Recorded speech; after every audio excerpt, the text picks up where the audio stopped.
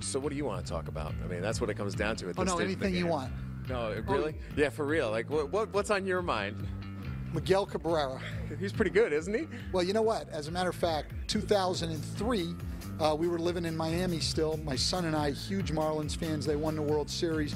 Cabrera coming up as a rookie. We have followed him ever since. My son's got a signed Miguel Cabrera bat at home. He's always been a favorite of ours. And, when my son watches games at night, we're big Braves fans, so he's watching a Braves game, but he always flips back and forth to Detroit, just waiting for Miggy's at-bats. Typically home runs. What a home run earlier this week. Hey, listen, you showed up at Tom Gores' office with an incredible presentation.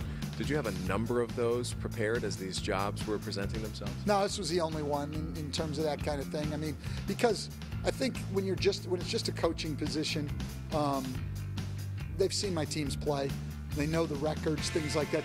Anybody can make their own judgment if I was any good or, not at the coaching end of it. But I don't have an experience. I don't have a track record on the basketball operations side, to be an executive. And so I needed to go in there and show them, look, I've thought this out. I've got a plan. This is how I think things need to be done. Here's the organizational structure.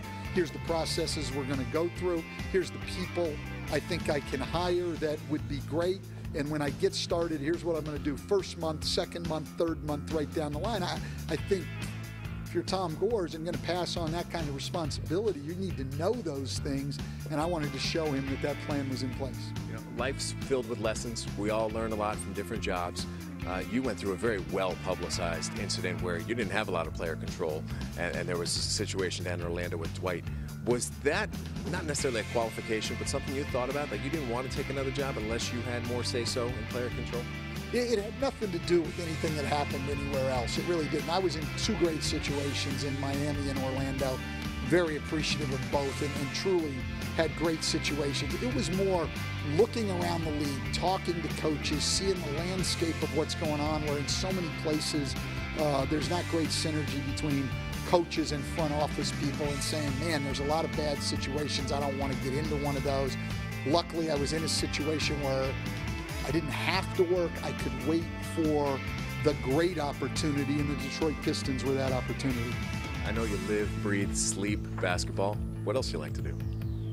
Well, I love watching baseball. I mean, I'm a huge Braves fan. Freddie Gonzalez, a good friend. And then we follow some of the guys that we've been fans of, like Cabrera in the past. A lot of reading, and then just a lot of family time. Don't have a lot of time when you're in this business for hobbies. You spend your time at work, and you spend your time with your family. I don't have time to get out and play 18 holes of golf. For me, you're going to be fantastic, because following your career, I know you're a great talker, you're an affable guy. Is that part of the gig, though? Don't you think that when you're at a new team, particularly a team here that's had attendance trouble, you've seen it, they need a guy up front to sell it a little bit? Well, look, I don't know if I'm any good at it or not, but I'm willing, and I definitely think it's part of the job.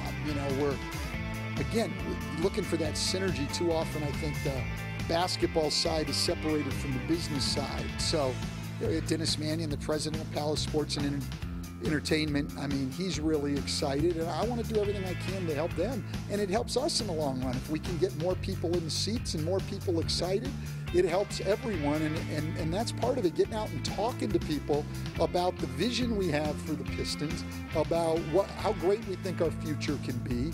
I want to talk to as many people as I can about that.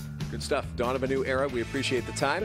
Thank you very much. And nothing but success for you here as it starts in Detroit. There's Stan Van Gundy, the president and head coach. How's the sound of that sound?